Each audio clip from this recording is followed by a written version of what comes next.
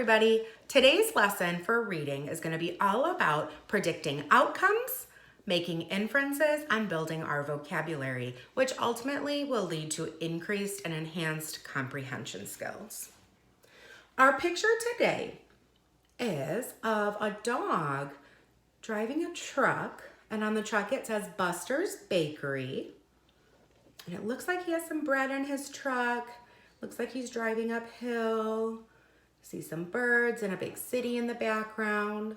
Let's just focus on this picture for a moment. Now I want you to tell me, do you think this story is real or do you think it's pretend? Real stories mean they can really happen in real life.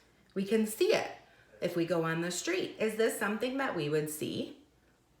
Pretend means it's made up. It's not real. Somebody just drew the picture. So is this story real or is it pretend?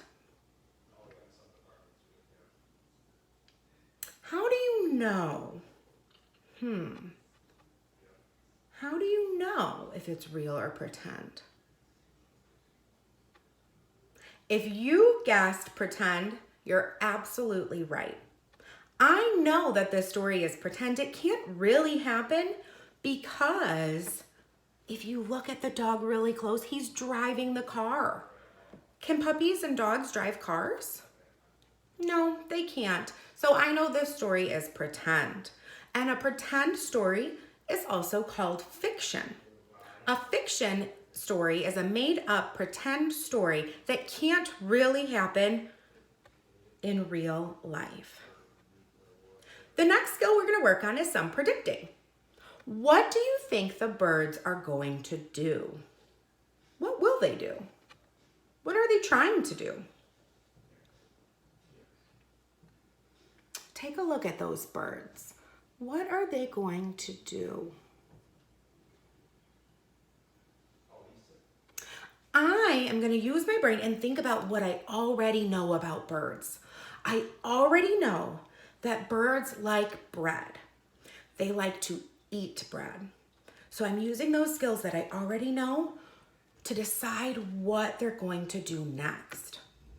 Because they like bread, I think in this story, the birds are going to eat the bread that flies out of Buster's Bakery's truck.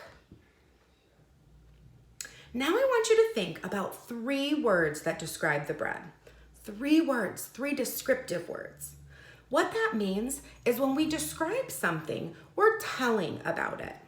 So if I were to describe this bird, I would say he's purple, big, feathery, loud, because his mouth is open. I bet he's chirping. I would say he's light. He doesn't weigh much. I would say he's a yellow beak. So I'm using words to describe the bird. I used shape, I used size, color. I talked about some things that he was doing, so I know his mouth is open, so I think he's loud. I want you to come up with 3 words to describe the bread. Ready? Go.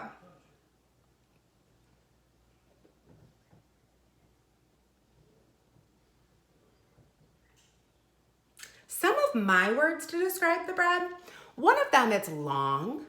It looks brown or yellow. They look really soft. I bet they're delicious too.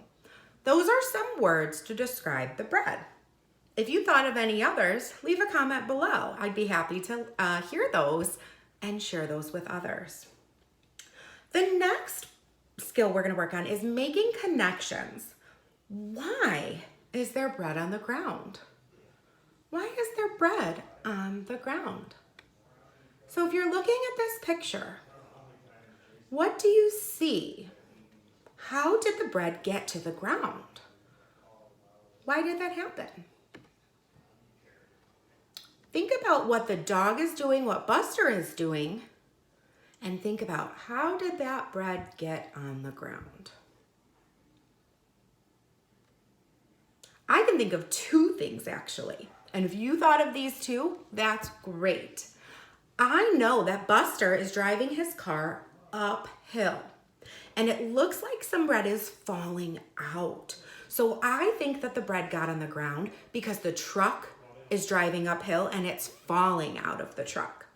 I think another way that the bread could get out of the truck is if it was a little piece of bread, like a little croissant or a little pretzel, it looks like one of the birds is picking up the bread and putting it on the ground to eat. So those are two ways that the bread could get on the ground. Next, I'm going to challenge you. I'm going to challenge you to write a story about where the dog is taking the bread. And if you don't have the things to write a story right now, you can just talk about it with someone. Think about how the dog is driving. Think about what he's driving. Think about where the dog could be taking the bread. Tell somebody about where you think the dog is taking the bread. Maybe together you can even write a story about it afterwards. Remember, when you're writing a story, we use sight words or trick words to help us. We can tap words out. And we always have to remember that when we're writing a story, our uppercase letter is at the very beginning. We have to start with an uppercase letter and what goes at the end.